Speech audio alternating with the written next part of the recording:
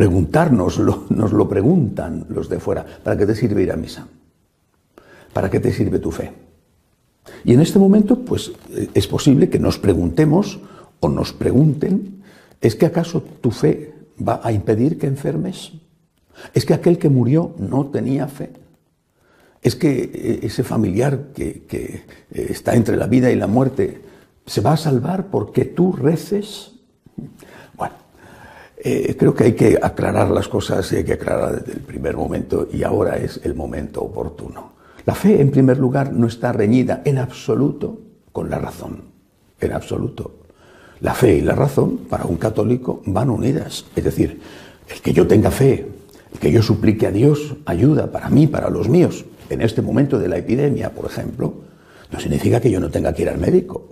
Pero yo tengo fe, entonces ya no me cuido, salgo a la calle sin mascarilla, toco cualquier cosa, no me fijo en si tengo o no tengo fiebre.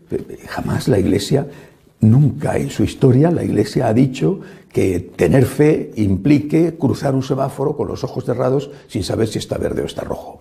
O saltarse un stop cuando vas conduciendo sin mirar si viene o no viene otro coche. Jamás la Iglesia ha dicho que la fe nos lleve a una vida irracional.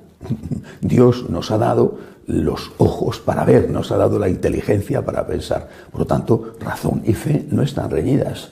Los que dicen, ¿para qué te sirve tu fe?, parece como si estuvieran diciéndonos, tú tienes fe y con eso ya te vas a curar sin ir al médico. Pues no, yo tengo fe y además voy al médico. Ahora, tenemos que preguntarles, ¿y para qué te sirve a ti no tener fe? Tú me haces esta pregunta, ¿para qué me sirve mi fe? Y te la voy a responder. Pero tengo derecho también a hacerte esta otra pregunta, ¿no? Y tengo derecho también a que tú te la hagas. Yo me hago la pregunta, ¿para qué me sirve mi fe? Y tengo una respuesta. ¿Tú tienes una respuesta a esa pregunta? ¿Para qué te sirve a ti ser ateo? ¿Para qué te sirve a ti escupir al cielo? ¿Para qué te sirve a ti alejarte de Dios? Por lo que sea, porque un cura te decepcionó cuando eras un niño, o porque la Iglesia tiene muchos pecados, o porque se ha muerto un ser querido aunque había rezado. ¿Para qué te sirve tu alejamiento de Dios? ¿Para qué te sirve tu rechazo a Dios, tu negación a Dios? Yo te puedo decir para qué me sirve mi fe. Recibo todos los días un buen número de correos, sobre todo, a veces también de mensajes de WhatsApp, pero especialmente de correos, de muchísimas personas, de muchos países del mundo. Gracias a Dios, los franciscanos de María estamos ya en 50 países. Y esa gente es unánime, sea cual sea su situación. La respuesta o lo que me escribe esas personas es siempre la misma. Si no fuera por mi fe, me habría hundido. Me escribía un empresario de México ayer que su empresa está yendo muy mal debido a la situación y posiblemente irá a la quiebra. Y me decía, si no fuera por la tranquilidad que me da la fe, me habría desesperado. Y así es.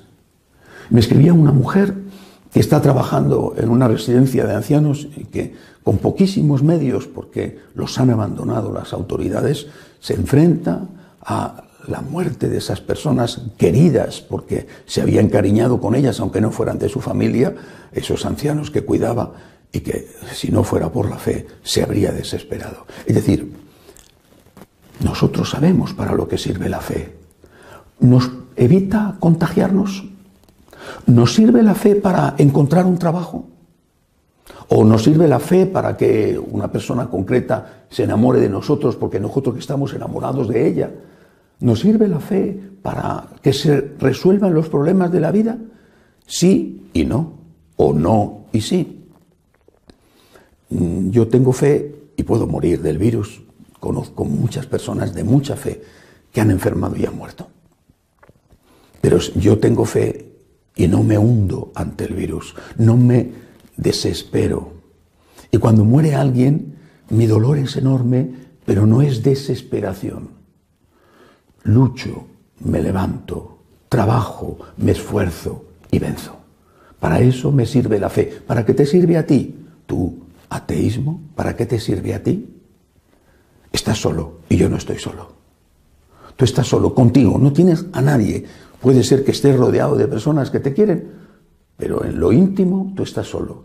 Yo también puedo estar rodeado, y de hecho lo estoy, de personas que me quieren mucho, pero es que además estoy con Cristo. Para esto sirve la fe y para eso sirve, por desgracia, no tener fe. Un ejemplo, nuestro Señor Jesucristo, el primer ejemplo. Él está en el huerto de los olivos. Hace una oración que es nuestra oración, de siempre y de estos días. ¿Qué oración hace Jesús en el huerto? Está hablando con el Padre y le dice, si es posible, que pase de mí este cáliz. Es nuestra oración. Señor, tengo miedo, estoy asustado, estoy preocupado no solamente por la epidemia, por lo que vendrá después, estoy preocupado, de verdad, estoy preocupado por tantas cosas, estoy preocupado. A veces me angustio. Tengo miedo, Señor, tengo miedo. Me desahogo contigo y te lo digo abiertamente, tengo miedo. Pero, Señor, si no es posible que pase de mí este cáliz, dame la fuerza que tú tenías. Porque eso fue lo que dijo Cristo. Señor, tengo miedo, me van a torturar. Él sabía lo que era, espantoso. Su cuerpo se convirtió en una llaga. Tengo miedo, Señor. Si es posible que pase de mí este cáliz, Abba, papá, pero si no es posible, que se haga tu voluntad y no la mía. Y murió. Y fue torturado y murió. Pero resucitó. Se resucitó porque Él era Dios, le resucitó. La unidad divina, el único Dios, Padre, Hijo y Espíritu Santo, resucitó. Y resucitó, es decir, venció porque tuvo fe. La primera gran prueba. Si tienes fe, resucitarás. Si tienes confianza en la misericordia divina, quizá no se te cure la enfermedad o no se impida el contagio. Ten cuidado y sé precavido. Pero vencerás aquí o en la vida eterna, en la que creemos porque tenemos certeza de que existe.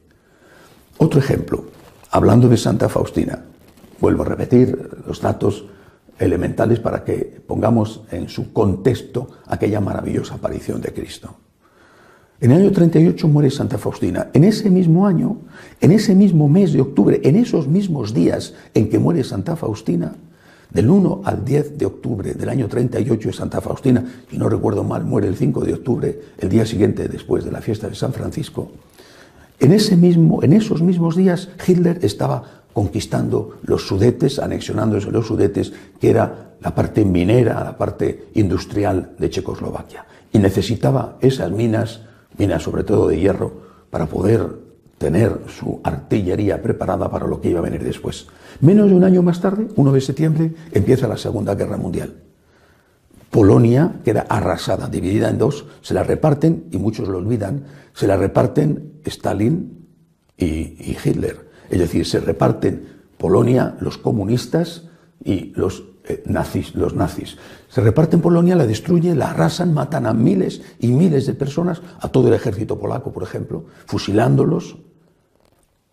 Pero aquella gente tuvo fe. Aquella gente recordaba lo que el Señor había dicho poco tiempo antes a Santa Faustina. Confía en mi misericordia. Si te rindes, si abandonas la fe, morirás. En cambio, si crees en mí, si crees que yo estoy escribiendo la historia con renglones muy torcidos que hacen los hombres, pero yendo al sitio derecho donde yo quiero ir, que soy Dios, sobrevivirás y vencerás.